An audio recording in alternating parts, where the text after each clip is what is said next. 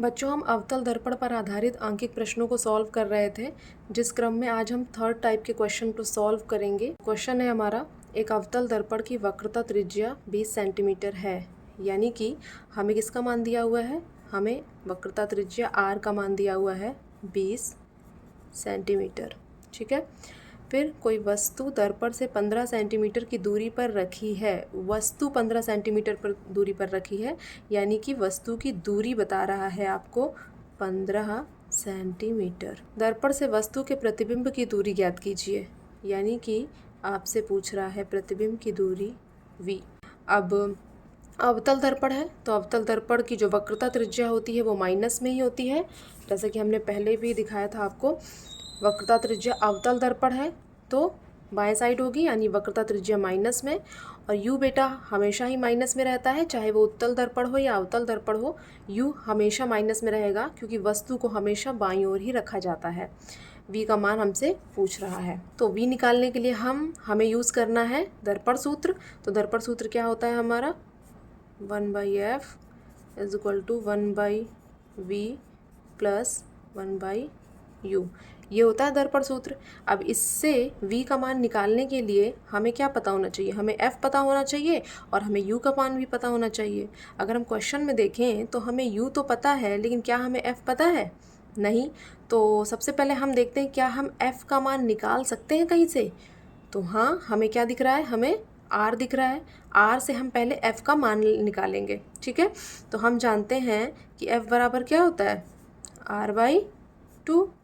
यहाँ से हम f का मान पहले निकाल लेंगे। r का मान आपको दिया है -20/2, यानी कि -10 सेंटीमीटर। यह आ गया आपका r का मान। अब इस r के मान को इस इक्वेशन में, जो कि हमारा पहला सूत्र था, इसमें हम पुट कर देंगे। तो क्या रखेंगे, 1/f, f है आपका -10, इस सूत्र में हम रख रहे हैं मान। फिर 1/v, v का मान हमको नहीं पता है, प्लस 1/u, u हमें पता है -15।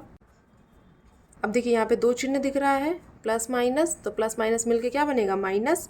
तो हम उसको सॉल्व कर ले रहे हैं, यहाँ माइनस आ जाएगा, प्लस माइनस माइनस। उसके बाद अब v का मान हमें निकालना है, तो हम 1/15 को इस साइड पक्षांतर कर देंगे। ये माइनस में है तो इधर जाएगा तो प्लस में हो जाएगा, यानी इधर ही आ जाएगा 1/15। अब ये संख्या लिख देंगे -1/10, इधर बचा आपका 1/v।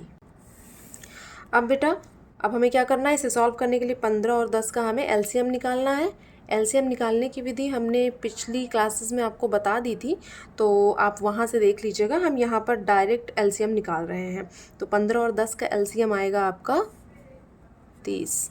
अब यहाँ की संख्या लिखने के लिए इस 15 से आप एलसीएम में भाग करेंगे, 15 दूनी 30, 2 बार जाएगा। उस 2 का आप इस ऊपर वाली संख्या 1 में गुणा कर देंगे, 2 एकम 2, माइनस हमने लगा दिया ये वाला। अब यहाँ की संख्या लिखने के लिए 10 से भाग करेंगे एलसीएम में, 10 तिहाई 30, 3 आया, उस 3 के ऊपर गुणा करेंगे, 3 एकम 3, यानी यहाँ आ जाएगा 3। 2 जो है वो प्लस में है, 3 माइनस में है, तो प्लस माइनस माइनस, यानी दोनों घट जाएंगे। तो 3 में से 2 जाएगा, 1 आएगा और साइन लगेगा बड़ी संख्या का। बड़ी संख्या 3 है तो इसके आगे माइनस लगा है, तो हम घटाने के आगे भी माइनस लगा देंगे। अब हमें v का मान निकालना है, तो हम क्या करेंगे, हम यहाँ पर तिर्यक गुणा करेंगे। v का गुणा इधर हो जाएगा -1 में, तो आएगा -v इज इक्वल टू 30 का 1 में गुणा होगा 30। v का मान निकालना है, माइनस को इधर पक्षांतर कर देंगे, v बराबर आएगा -30 सेंटीमीटर। यह आ गया आपके v का मान। तो इस क्वेश्चन में क्या ट्रिक थी, बस ये था कि आपको f का मान पहले नहीं दिया था, आप f r से निकाले थे, देन उसके बाद आपने v का मान निकाला था। बच्चों, यदि आपको ये क्वेश्चन अच्छे से समझ में आ गया है तो इसी तरह का एक क्वेश्चन हमने आपको सॉल्व करने के लिए दिया है।